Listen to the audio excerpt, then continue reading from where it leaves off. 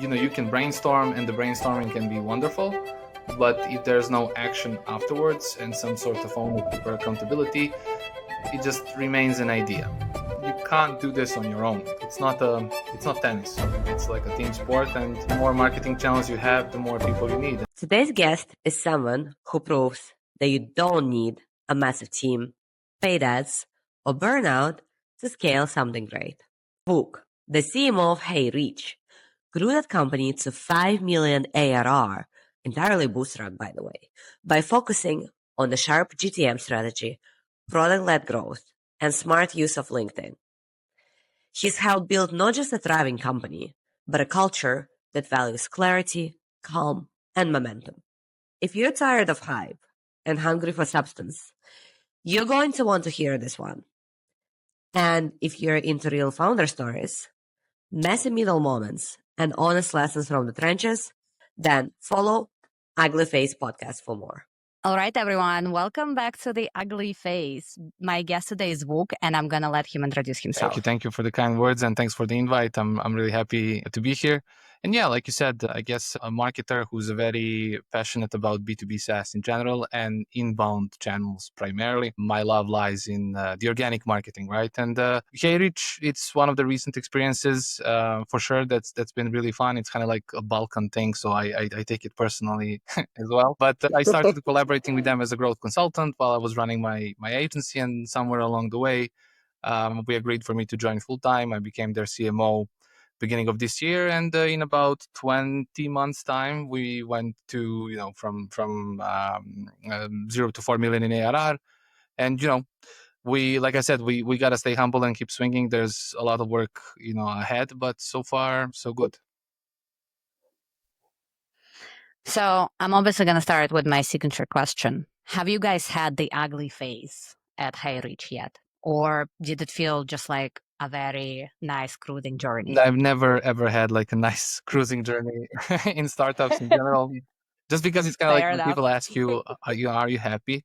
I mean, it goes in cycles, and that's fine. And so I would say there's been quite a lot of some small challenges and two big ones. Right. The first one that was I would say like a typical challenge to crack early on was I was still HeyReach's growth consultant back then, and so they launched their tool. They were kind of trying to appeal and find their product market fit, and that was a trick to unlock in a way. So we had to focus down on a niche. We had to focus specific features around that niche, and the pricing model kind of highlighted that differentiation and focus HeyReach marketing and sales efforts to a specific audience, as well as what the devs were working on, et cetera. And so once we made that switch, we were able to highlight the key differentiators of us, better connect with our ICP, figure out the model, remove friction to the best of our abilities. And that was the moment where we kind of unlocked further growth. And it was a team effort, which is why it's the best, because then everybody kind of drives in the same direction. And so when I started like consulting with them, they were around 15K MRR. And so after that, we started kind of unlocking this growth that kind of took us here. And maybe the second ugly phase, I would say, would be scaling the infrastructure of the product with a lot of users. You overload your database, et cetera. I don't want to go deep into the tech stuff, but once devs kind of cracked that, I think they were powered by Red Bull. The amounts of Red Bull good enough to power a small country. But once they figured it out, we kind of were sliding with a couple of waves here and there, but yeah. I love that. I have so many questions. Sorry, I was writing them down while you were talking. So the first thing that came to my mind, and it's like a topic that I could go on and on for like a whole hour, but I would like to hear your take. So you've pointed out that you were their growth consultant, and now you're their CMO. So I've heard all the different versions of how marketing and growth are supposed to either align. Is it one and the same? Like, how do you see It's one of those questions for me that's more for playing with LinkedIn posts, because there's no right or wrong answer. You can do whatever you want. Like in my core, I'm a creative type of a marketer. I have some engineering skills, like growth engineering skills that I learned along the way, but primarily I started as a copywriter and moved through the ranks there. But I like to have marketing and growth in my department. That doesn't mean that you can't kind of split them or interlink them. You should do whatever makes sense for your company, your audience, and your product, and it can vary. Like I've talked to some of the growth leaders who were specifically focused on engineering prospecting activities, kind of MQLs and all that type of stuff, and they didn't have a lot of creative in the beginnings of their startup journey, and then later they kind of split in different teams. But so far, the way I see it is I like to have it in one team, and it's called marketing. Obviously, like growth is just a function. Makes sense. Very interesting. Do you believe one of those teams, either marketing or growth or integrated, I guess, however you want to call it, should be actually sitting what I call like in the middle of the matrix, as in this should be the team that's supposed to be able to see the full operational cycle, as in, the marketing, the sales, the product, and maybe the customer support, and be able to point out kind of like blind spots and different things that are not working, that are affecting each other. Because I feel like this is the biggest, at least in my experience, this is the biggest problem that startups are facing. They're missing this central element. And if somebody from, say, marketing or growth team starts saying, oh, well, maybe the product needs to do this, it's seen as overstepping. What's your take on that? It's a good question. I think it depends again on the nature of the startup, but it also depends on the phase where the startup is at. Usually, at early phases of B2B SaaS, founder is that person that kind of connects everything. And then later, maybe it changes depending on founders' preferences, like where they want to go once the tool reaches some other heights. But my opinion is always, it's like, I don't know, like take a football season. You have different games and you're playing different opponents. You can't play every game using the same tactic. You don't necessarily always have to change the core principles, but you gotta adjust. And so I think the secret really lies in making departments connected, synced, both in good times and bad times. And primarily as a business function, for me, it's like a triangle between the three departments. Customer support, which I continue to say is maybe the most underappreciated force in a team. Then you have sales, and then you have marketing. And the way that, particularly in the HeyReach world, the outbound world, that has, I think, brought marketing and sales closer than ever in terms of how they collaborate, you should be able to make sure that the exchange of information about users, prospects, leads, everyone is circulating with like transparent, like glass between these teams, because a lot of things that I need to do as a marketer, I can get a lot of information, kind of like source of truth, from customer support and sales. And they can get a lot of leads, a lot of onboarding information, a lot of cool things from us. And so I wouldn't say it's like one department primarily. I think it's every representative of the department playing the role that they need to play at this point of time. And to go back to my sporting analogy, sometimes you gotta be the person that's shooting the winning shot. Sometimes you're the one on the bench just waving the towel and kind of supporting everybody. So it really, there's no silver bullet, at least in my experience now Right. on. And so it's really on a case by case basis. But that communication between departments for me is essential because, for example, HeyReach early on focuses on agencies. And so salespeople will start selling to agencies. Marketers might start optimizing website and inbound channels for agencies. But if the product team is developing features for sales teams, and customer support is dealing with sales tickets, with the sales ICP, it's like friction within the team. It slows down the growth. Disconnected. Yeah. And believe it or not, this happens a lot. Like if the teams are not synced, especially when you're in a team for the first, like let's say you're a head of marketing or head of growth for the first time. I remember when I was at university, like the first sentence in marketing was communication was mentioned. I thought it was the fluffiest thing I ever read, but then you realize that communication is like That this is fuels true. everything, Yeah. right? So this leads me perfectly to my next question, because another thing that you mentioned is that this was a team effort. We all made sure that this happened. And this connects very well with what you were just describing, as in the communication needs to be there. Do you have like a certain framework or certain approach to how this works at HeyReach?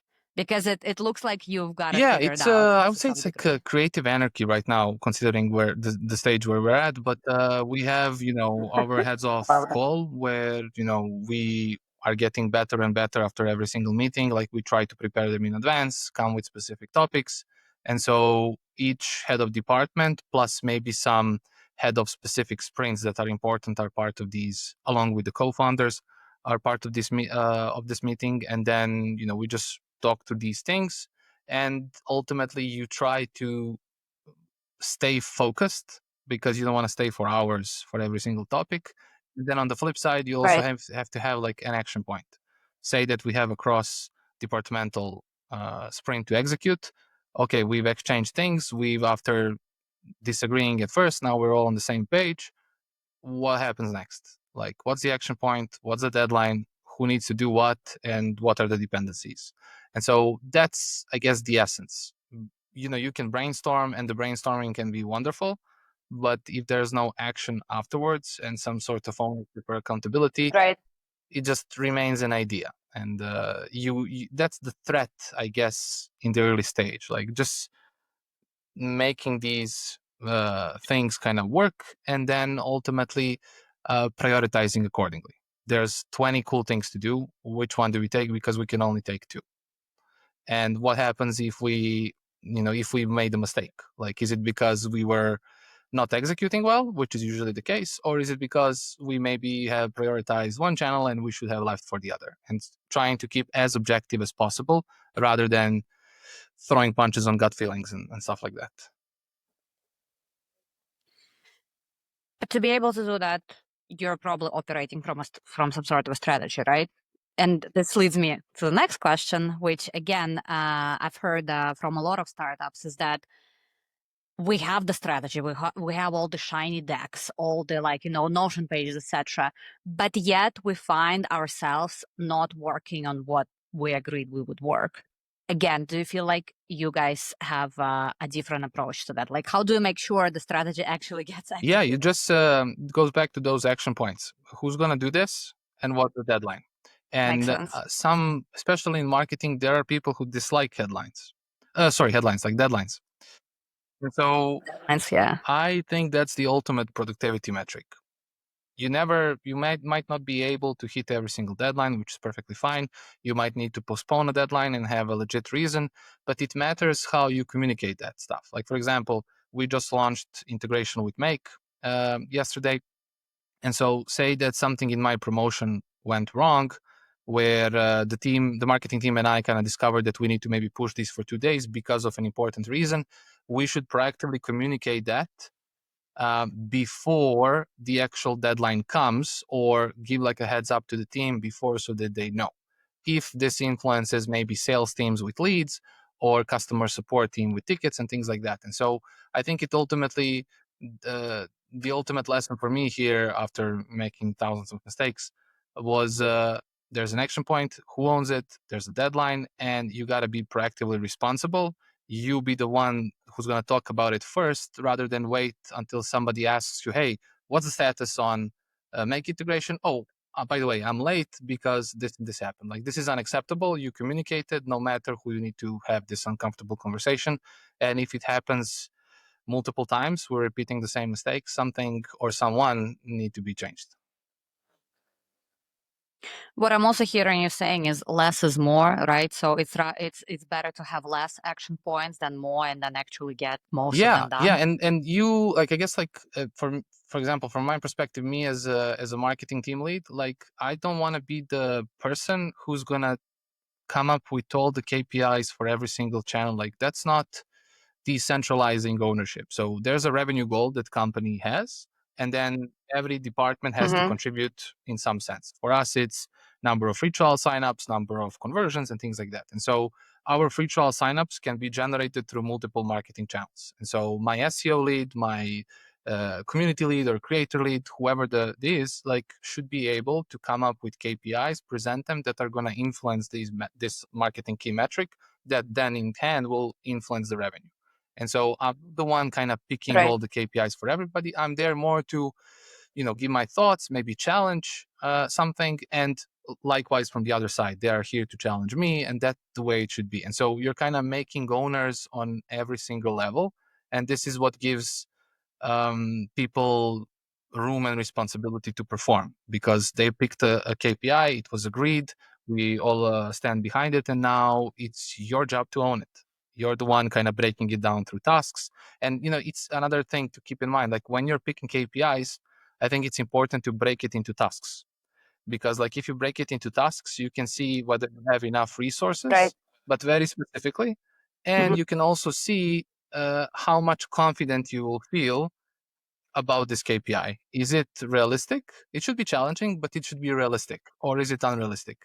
And it's not a problem that no forecast ever goes according to plan. So once you start executing, you might need Right. to adjust it. It's not a problem as long as you come to that meeting or you send a proposal and people can see that you've prepared and that you're at least one step ahead of this. And so I think it's just the culture. And if it starts from the top, it's gonna be accepted by most of the team or the entire team. My 2 cents, at least. No, I totally subscribe to that personally, because the process you're describing, this whole decentralized leadership and individual contributors actually contributing versus just executing, is I think the best way to go, because here you have, I guess, like the best of both worlds. How did you come to that leadership style? Is that something that you learned from somebody who seemed like a good example, or was it more like a development process for That yourself? was there are multiple sources, but maybe the biggest influence that kind of started turning these wheels was somewhere down my Lemless journey. I think we were around 5 or 6 million in ARR back then, and the team got bigger. Everything was very, very tense. In a sense, there's a lot of work to be done, and I was too operational. And starting to have multiple people in my team dealing with this for the first time in my life, having a situation where majority of the marketing team is in the office, there are a few freelancers abroad, different cultures. Like there's all these aspects I didn't even know that they all matter. And so, and I also had like very tight relationship with the founder of Lamless back then. Like, it Mhm. was like, and I felt it's ultimately my responsibility. Like, I'm underperforming as a manager. And Guillaume, who was back then the CEO, he suggested, like, okay, we will figure this out. Let's get you a mentor who's a few years ahead. And so that mentor was kind of an older brother telling me party tricks in high school, that type of feeling. Like, we broke Right. everything down, like how you lead, how you manage meetings, how you do this channel, how you do that channel, how you strategize, how you decentralize. And one of the first books that he gave me to read was Extreme Ownership. And in that book, there was this notion of you're not supposed to be the one who's calling all the shots. Like, that's not, how leadership and how exponential growth and productivity, what have you, is done. And so I started kind of consuming all of that. We had 2 months of mentorship sessions. So every week we were speaking for 2 or 3 hours about specific things. I recorded everything. Then, I listened to it. I kind of, broke it down. And ultimately the change that happened in the team, my relationship with Guillaume, my relationship with everybody, and, how I was feeling about myself in particular, you can see the difference. And so Right. that was the start when I started being more supportive as a manager while staying also operational in some of the things, but I wasn't operational in everything anymore. And all these lessons were also consumed by the entire team. We were all doing this for the first time, more or less. And so everybody needed these types of, Mhm. of lessons. And that's how it started. And now it just, with experience, you kind of discover new challenges, you adapt your approach a little bit here and there. And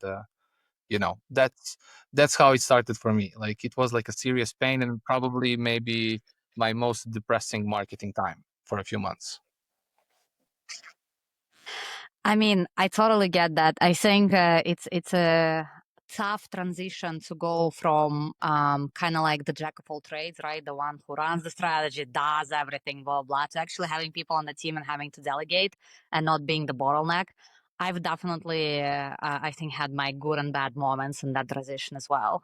Like sometimes I still have difficulty delegating. For example, right now I'm trying to build my own thing and I have a VA who is like adequately skilled person who is actually based in the Philippines. And I would like order everything and give her just like the small piece because I'm like, I can do this better. I can do this better. And at the end of this, she's like, am I even helping? Yeah, I'm yeah, like, yeah, yeah, yeah, yeah. yeah, probably not because I'm just hoarding Yeah, everything. shout out to the VA, and I guess it's exactly that. Like you might win a sprint, but you lose a marathon. And so my like lowest growth rates back then Exactly. were crazy. Like we were growing, but burnout in the team, happiness, efficiency, the amount of missed deadlines that should be studied. Like how many deadlines you missed, and Right. ultimately, I was feeling like a hamster in a wheel operationally. But on the flip side, I was very, very sad that my guys were hurting because ultimately I couldn't arrange stuff. And so it was a very, very, very personal mission. And, like I said, when we went through it and we kind of ironed out everything, everyone was happy. And, we were just faster. We were still growing. It was a similar growth rate, but internally, we were just able to do more in less time. And, you know, Mentor kind of started unlocking all of these things, and then our continuous optimization, of different things. And then it's also easier because the new people will be arriving, and my team members who might be their team leaders, because at some point you're no longer meeting their and that Right. they now are able to transmit that type of thing to a new employee, and so you don't dilute the culture. When you start hiring more, your lieutenants in a way are delivering the same message, holding people accountable, and you learn things, going through that motion, because most of the things we do are mistakes. If you think about it, I always say like 75 or 80% of things I did in marketing suck. Like, it's just wrong. I love the Yeah, level but of self-awareness. that's why. No, but Yeah, it's and true. I that's agree. why that's Same that here. my Michael Jordan quote. Like that's why you were able to do some things in that 20% in a good way, because all of this have sharpened your skills, your mindset, and all that needs to be sharpened. And so you also need to allow people to go through their mistakes. Like if you are a type of a manager who first time somebody makes a mistake, you know that you would do better, and then you go into a rant like everything, you break that relationship. And so you got to let people go through their mistakes. You just have to help them not repeat the same mistake nonstop. And that's why I think if there was ever an award for a good manager, it should be given for people who realize that. And so it's normal. Like we can't be experts from day one on everything. It's Sure.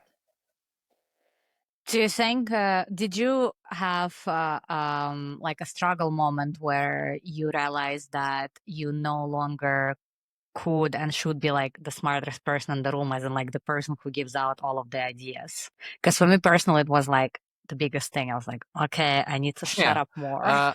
Luckily for me, that wasn't one of my problems. I think it's probably due to the way my parents kind of raised me. I always loved to be surrounded by smarter people than me. For some reason, it never hurt my ego. And some people, I remember some people telling me, like, sometimes it seems like the way I speak on a team meeting, it feels like maybe this person has too many ideas or whatever. But for me, it wasn't the thing. I was just like passionate about being like two rocks, and we kind of bash against one another's to have the best idea. Like if I had like a piece of paper, you offered me like a contract to sign where it's the HeyReach will reach 10 million in this amount of time, and it will all be other people's ideas, I would sign it without a problem. Like I never really cared as long as we hit 10 million. Like that's all that matters to me. And probably thanks to my parents, they that kind of made me competitive, but not competitive with my teammates. I like that because that means that at the end of the day, it's just the result that matters, and like no matter how you get there. But this also, I think, there is it's a skill to enable other people to step up, share their ideas, etc. What's your take Yeah, on that? it's an ultimate skill. Like you need a lot of emotional intelligence. This is something personally I have to work like a lot across the years, and the feeling of when you see somebody kind of crush it and you feel like you help them, you're not the main reason why they did that. You'll never be, and that's also fine. But you kind of help them do that. It For me personally, it makes me feel awesome. And there are some people from my like Lemley's team who are now heads of marketing, which was the goal always. And I'm literally nothing Mhm. but insanely happy for them. Like that's the best. And if they end up growing bigger startup than me, even better. Like then I will owe them a lunch, and vice versa. So it's like I like that type of stuff. Like I'm really competitive to our competition, but in terms of our own ecosystem, it's just like nothing but good vibes between us. Yeah, I think it's like a different level of gratification when you see somebody else's shine. I've learned to appreciate it a lot when I became the manager, because for me it was because my personality type is a campaigner, so I'm like an extreme extrovert who needs to be the showman all the time. So I had to learn to tame that side of me, because otherwise I was just basically intimidating everybody on the team, because I always had something to say. I had ideas. I had da da da da da da da. And so I learned to literally Yeah, shut up and let others speak. And then I've also had to learn the skill of how enable other people. So instead of like rallying them for my ideas, I was rallying them to say, what are your ideas? Because obviously, I mean, one person can only have so yeah. many ideas, And right? ultimately, like when you see the impact of that after a few months, like it's amazing. Like you can't do this on your own. It's not tennis. It's like a team sport, and the more marketing channels you have, Exactly. the more people you need. And there was like there was once in my country a prime minister who was unfortunately assassinated, but he was back then when I was like That sounds yeah, like Russia. 7 or 8 years old when or maybe a little bit, yeah, 11 years old when that happened. But ultimately he had a sentence. Like one of his ministers in government was telling recently in a documentary a story, and he was like experienced in social justice and stuff like that, and he was on a meeting with the prime minister, and he was telling him about the problems and everything, and the prime minister said like, what do you want me to do about it? Like, you're smarter than me, and I brought you in this government so you can fix this, not like me. And but communicated in a way that it motivates you, like it gives you that just maybe a little nudge that you needed, like, I trust you, go do it. And that's it. And Exactly. so Exactly. I think it's the best stuff that you can possibly have as a manager, rather than feeling threatened. Even if somebody wants to replace you as a CMO one day, maybe you leave normally and they come as your successor. Maybe that will be the story. It doesn't always have to be, oh, I will get fired and they will replace me because they're smarter. Like there are other qualities besides idea generation and stuff like that. And so you just have to, with the team that you have, fine tune and make sure that the best out of everyone comes out. And if you do that, you have a skill that not a lot of people have.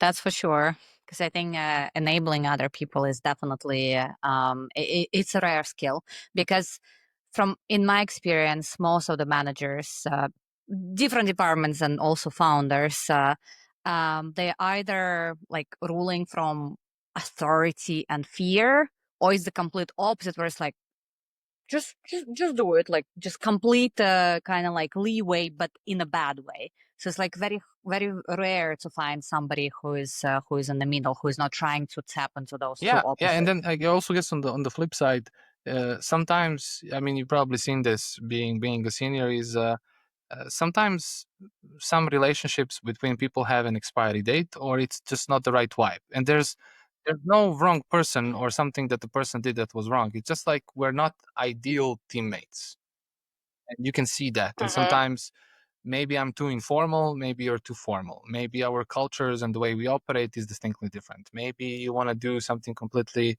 a completely different thing. And this stuff happens.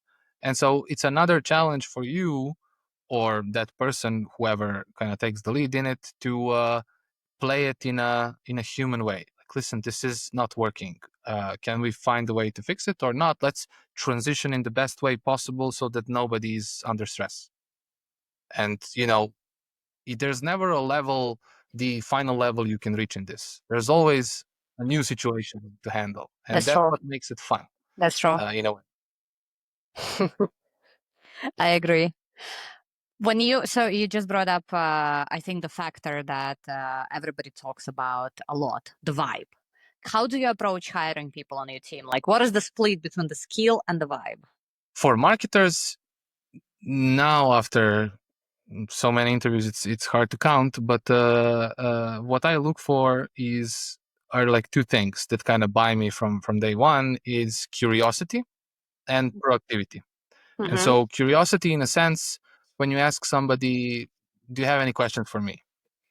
And I don't expect people like let's say HeyReach becomes a 10 or 20 million company. Like, I don't expect people to come like, "Wow, HeyReach is amazing. It would be a blessing for me to work at." Like, again, it's like ego stuff. Like, I don't care.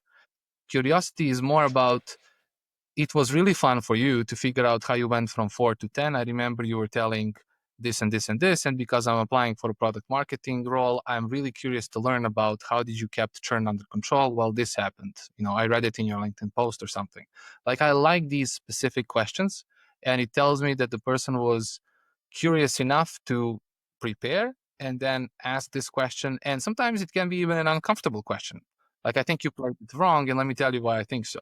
And if they back it up with cool arguments, like, I love that. That's like a trait, that I like to see. And on the flip side, it's also proactivity, but proactivity in a sense, let's say you're looking for a senior role, and a bunch of seniors apply, but there's one person who's somewhere in between junior and senior. He or she doesn't have a track record to compete with the rest, but they have proactivity and a little bit of creativity to uh, play to their advantage, which is, "I'm just going to do more. Like, I'm going to send you a LinkedIn message, hey man, like, congrats on Harry journey. Like, I'm curious, like, what's the number one challenge?" Or they'll discover this, reading about our stuff, and then they'll come to the meeting prepared. Or before their interview, I thought about uh, like user retention. Here are 7 ideas that I would like, to talk to you about, and that we can potentially implement to take retention metrics from here to here. And so if they do that, then they've done something that, again, rarely people do. And so they're proactive in a way that they're go-getters in a sense. And so that tells me vibing stuff, like, we will work, because that's my work ethic in a way. And then transparently tell them about what's happening in the company. Like, listen, sometimes we'll have meetings that are very uncomfortable. Sometimes, like, I'm a guy that will do XYZ. This is a company that this and this happens. Like, do we have 3 team buildings a year? We don't. Maybe we're a non-profitable startup. Like, I had a situation where I was working for a non-profitable startup, and people were asking for some stuff that I can't give them. Like, if you get into this environment, it's tense, and that starts with the founder who Right. operates like that. And if you wanna, like, not survive, but kind of have fun and not be under tension, this is what you need to know. And so I'll gladly tell you now, so it doesn't become a problem when you join and I haven't told you so. And so I'm very, very transparent. I remember Right. my boss even wanted to cut my head off because one person pulled himself out of the hiring process. And my answer was, "Listen, like, you're not gonna be the one who's calming this person down every single day. I don't have time for this, and I don't have time to go through another hiring process. And I stand by what I did. I'll Right. do it again, like, without a second thought." And ultimately, again, I figured this after a few mistakes that we made, and I had, like, a brilliant marketer who we hired. She was amazing, like, amazing. We're still in touch, but she left after a month because of this reason. And so I remember how frustrated I felt after months of searching for this role. Like, I'm never ever do this again, like, never. And so this is the way I do it, really. You're asking a question such as, "Hey, is there something?" I think Simon Sinek shared that. It was like, what's the one thing that I need to know so I'm not negatively surprised in the future about you, whatever it is. That's a good So they question. might share Very it. good So it's question. not like what's your biggest weakness, but it's like something that I hate Right. surprises. Tell me something that might surprise me, along the way. And then I think this is the thing, like skills can be taught, but these other things not as easy or maybe even impossible to teach. I fully agree with the transparency thing, because I think it could be definitely something that saves you. Like, it can inflict an immediate pain, but then it will save you from the pain like just 2-3 months down the road, which is going to be a bigger pain. Do you feel like transparency is also a superpower when it comes to the users, because they could ask you the same question, right? What is the one thing that I need to know about the product today that will not shock me once I Yeah, pay I for it? think it is. I think it is. And so I can give you an example from the marketing perspective. One of the first initiatives that we did in terms of content and pure SEO was in-depth reviews of our competitors. And so I always open that article because it's under HeyReach domain. They are a little bit biased, but they're also objective. So I kind of get that out of the way. And then the logic with this article is, let's say Dripify or Expandy or whoever as our competitor, like I'm gonna give them their flowers for what they're good at. Like, I'm not gonna just BS on Right. them and tell that HeyReach is better on every single. Maybe they are better at for a particular audience, and then I will transparently share that. And I think for HeyReach it would make sense because we want you to go to a different tool if you want to do this. But if you want to do that, Right. then HeyReach is the actual Mhm. solution, and that's the way you can do it in the inbound world. And you can disclose a bunch of things. Obviously you can't disclose everything, you have NDAs to respect and things like that, but the more transparent you are, the more the user kind of respects you. And sometimes maybe if there's like a bug in the system, they won't churn just because ultimately they trust you're going to fix it and things like that. So I believe like you should try to the best of your abilities to be as transparent as you can possibly be. Yeah, you just named the keyword trust. Like, if the user is trusting you from the very beginning, and they clearly see that what you're promising on the website is the same thing that they see in the product, that definitely builds that foundational layer where, like you said, if something goes wrong, they would their first instinct would be to reach out to support versus just saying, okay, screw this Yeah, product, bye bye. yeah. And you know how sometimes like with those websites people can put like fake it till you make it approach. I Yeah, of I course. always Mhm. hated it from the bottom of my soul because ultimately there comes a situation where we have 5 fake logos. And I had a client at the agency days who they were building something really cool. The vision of the product is great, and they put like 5 logos of respected companies. And I was like, okay, are these guys using you or no? Like, take it down. Like, it doesn't make sense. And it's like, keep it because we need some social proof. We haven't launched the tool yet, blah blah blah. And then one day, because we had our B2B, we see that somebody from that company was visiting the website, and so you can get sued. Oh, And so they wow. were like, okay, red flag, take the logo down, whatever. It's like, okay, but if you're faking till you're making it, now why now pull it back just because the situation happens? Like either like pick your choice and stick by it. And so ultimately they now have clients and real logos, but it's a thing people do, and I don't think it makes sense. What would you do if you had to launch a completely new product then? How would you approach it? Imagine you're like bootstrapping, you don't really have, the funding and the money for the ads, because I think this is a question that's on everyone's mind. Because nowadays with no code and AI, you can build a lot of things, right? But how do you take something to the market where you don't have much besides the product itself? I would probably the first thing I would do would be go to the strongest network I have, rather being like my LinkedIn or my phone book, and bring people up or send them DMs and find. I'm pretty sure that in everyone's ecosystem you can find 10 to 15 people who are ideal customers, or if you can't find them, then just reach out cold. And the offer is, hey, I'll give you everything for free.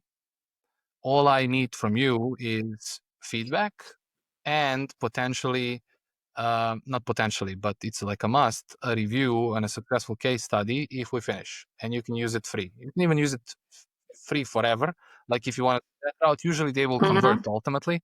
So free forever maybe not be the best option, but in general, you just send them something or you give them an offer like that. If they are your friends or former colleagues or you got a referral or something, this increases the chance of getting that. And so you can have some logos and things like that when you push the website out. And in terms of strategies, it's usually for B2B SaaS, stuff like Product Hunt, AppSumo, where there's like lower risk, fast, execution, and thinking about it like using that analogy. So with Product Hunt, what are you doing? You're creating content, but you're renting distribution. You don't have to wait until you have a distribution channel. So if this is the logic, can you rent other distribution channels? Like say you probably have somebody who has 10K, 15K, 20K followers, and that person might like wine a lot.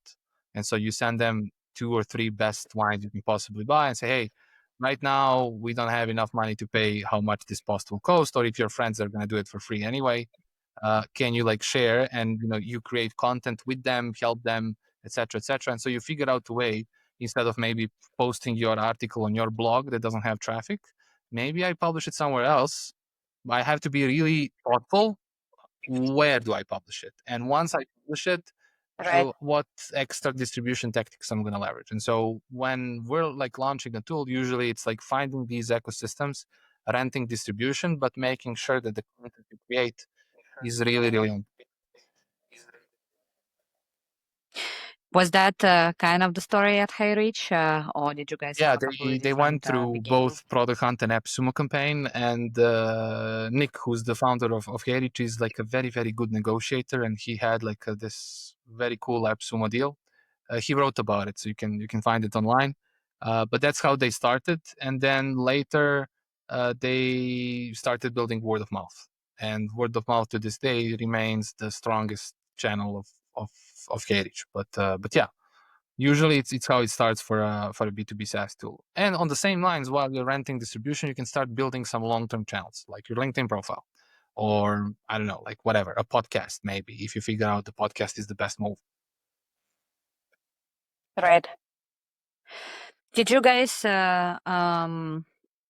is HeyReach today is pretty much the same idea that it was when it launched, or did you pivot? Did you have like a glow up moment when something The pivot changed? was focused towards lead gen agencies early on, and now we expanded the ICP and adjusted the product to 2 more audiences, so sales teams and growth marketers, RevOps engineers, GTM experts, etc. Uh, but apart from that, no, there were some switches we make in the product roadmap, depending on user feedback, depending on what we see in the market and things like that. But the biggest change, I would say, was that focus on a niche and then thoughtful expansion of the ICP through time. So, what is, I guess, the one or maybe the multiple things that set you aside from the competitors? Ultimately, the core piece of it is the product. So I've said this thousands of times, I guess, whenever I do these types of things, but it's like they took like a concept of LinkedIn outbound, and they didn't change the core stuff. So the main idea remained the same, but they did a couple of these design changes that became HeyReach differentiators, like the multi-segmentation, a unified inbox, things like pricing model that really benefits agencies, so they're kind of able to not break the bank to have unlimited LinkedIn senders, for instance. And so Right. with that in mind, it's way easier to sell something that has a differentiators that are wanted, by your ICP. And then all that was left to do was advertise it everywhere. But ultimately, that's the thing that kind of is the essence of any growth or whatever story. You need to have something that's a little bit different, and hopefully, it's not just the price, because that can be replicated. And Yeah, exactly. I've definitely seen those, I guess, stories when a startup is just trying to be cheaper than a competitor, eventually just crashes and burns if there is nothing else that they can yeah, bring to the so you kind table. of maybe de-risk it by not going crazy innovative, introducing like a new concept, We just take something, let's say that we're building a competitor to Clay. What's the toughest thing with Clay right now? The learning curve is steep. So can we build a tool that learning curve is flat? Maybe we can, maybe we can't. But if this is the differentiation, then our messaging becomes, hey, it's just like Clay without the learning curve. And then you can be like, you can build this instead of days or with GTM engineers. You can build this on your own, following this video in the next 3 hours. And then you can unlock a model for you. And so sometimes the differentiator isn't necessarily always the feature. Sometimes it's simpler, it's faster, it's something, and then you kind of, communicate that to the best of your abilities. Makes sense. What is the worst piece of growth or marketing advice that you've ever heard in your own career? It's not maybe marketing advice, but it's be realistic. Like I hate that advice. Like it's you might say we want to build a unicorn, and no, Oh, I I mean, hate that I phrase. know, but or we are like Facebook for moving, which was the way that my CEO at Shift was always telling. Like I don't like the punchline. I consider this as an intro hook, and then we need to back it up Right. with a plan how we're gonna actually do that. But I like setting bold expectations. Like it motivates me. And so I don't like people saying, for example, when I was a kid, I was always just saying like, I want to have a good salary, but I want to be happy at work. I want both. And everybody was like, there's no happiness at work, friends and some distant relatives and stuff like that. And I was like, I'll find it. Like, I don't want to do something for 50 years that's going to bore the living crap out of me. And in marketing, I think it's also the same. Like sometimes it's be realistic. Like you should only do this. You should only do that. That was maybe the thing that you kind of want to stay away from, because everything can have a differentiator. Like sometimes, maybe in content, like I can give an example from Lemley's days. Back in the days when you Googled cold email templates, you didn't have any results. Like it was just the template that you can copy paste, and that was it.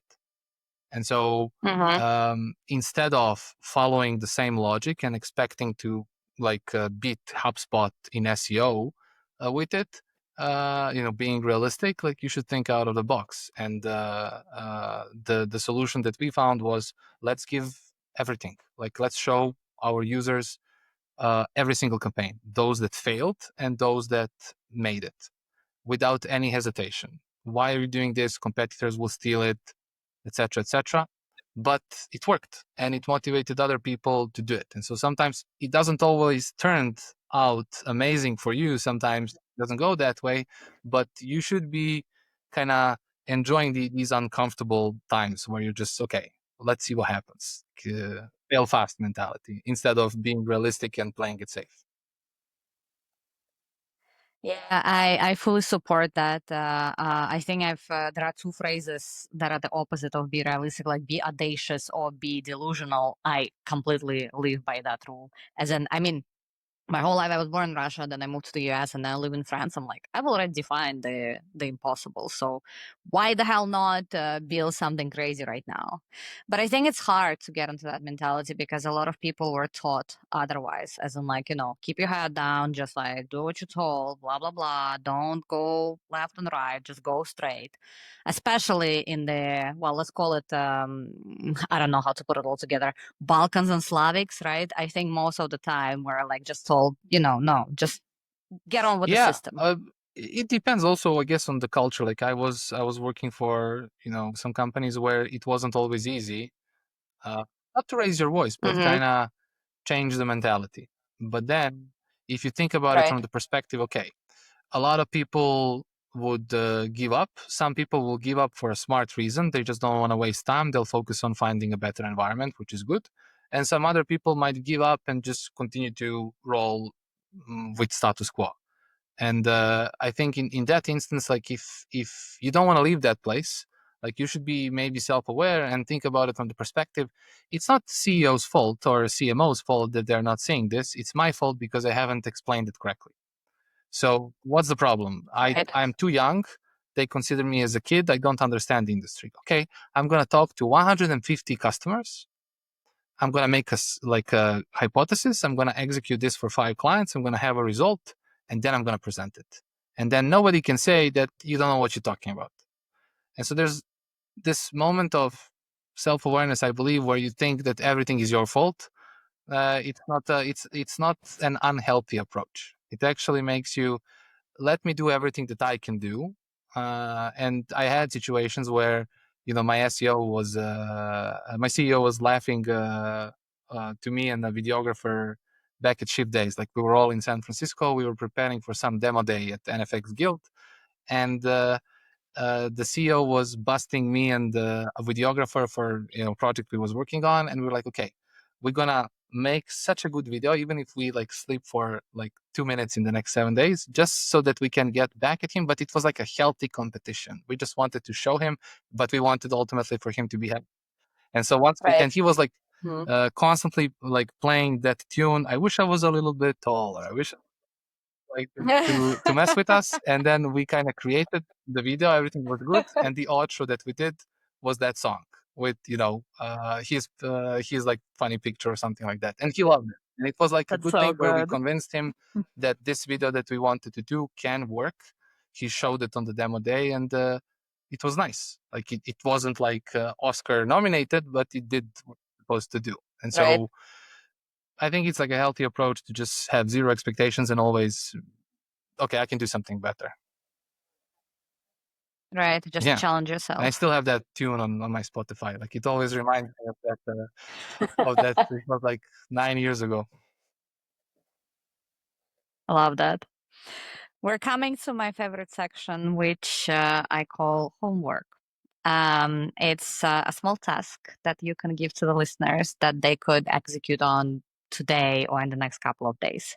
Could be something that we have discussed during the episode. It could be completely something unrelated, but it would give them something tangible to take away from the episode. Want to focus on something specifically or marketing advice in general? Up to me. So you. Okay. It's an interesting question. I would say maybe don't sacrifice and take shortcuts in preparation and research. I believe this is the most boring part of any marketing, and sometimes very, very hard, depending on the industry in particular. And so if you Right.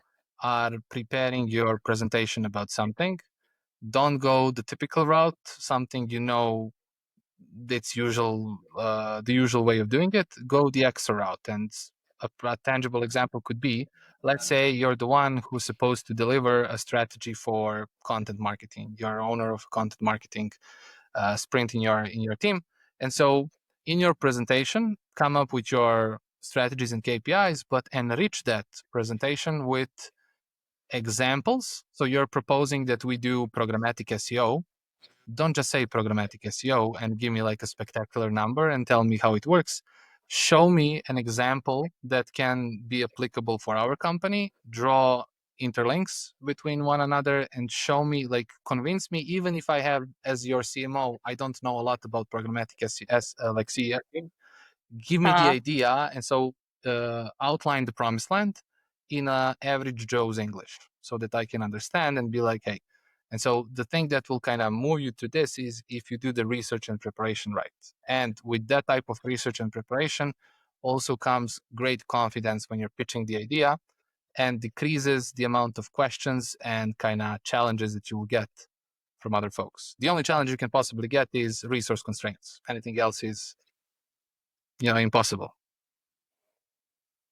I like it. It almost sounds like, the sales process where you address the objectives before the prospect even Yeah, has them. exactly. You think ahead, and you leave a better So really, impression. Like your credibility is higher. You can smell the salary increase coming soon.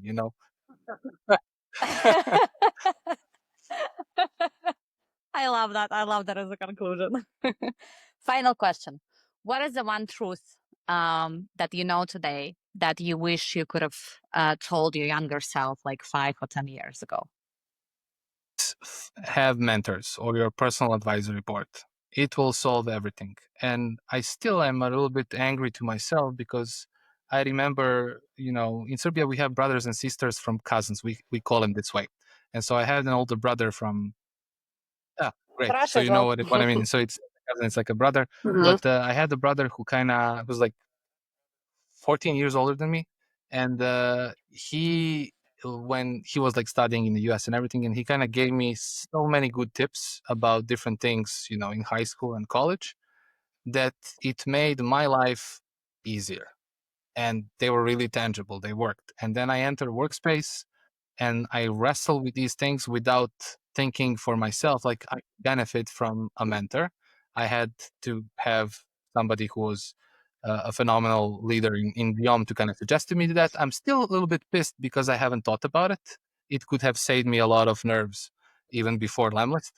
But ultimately, always have your personal advisory board, no matter how smart you are. There's always something that they can kind of point you to or show you that you didn't think about, or kind of offer a different perspective because they're from outside.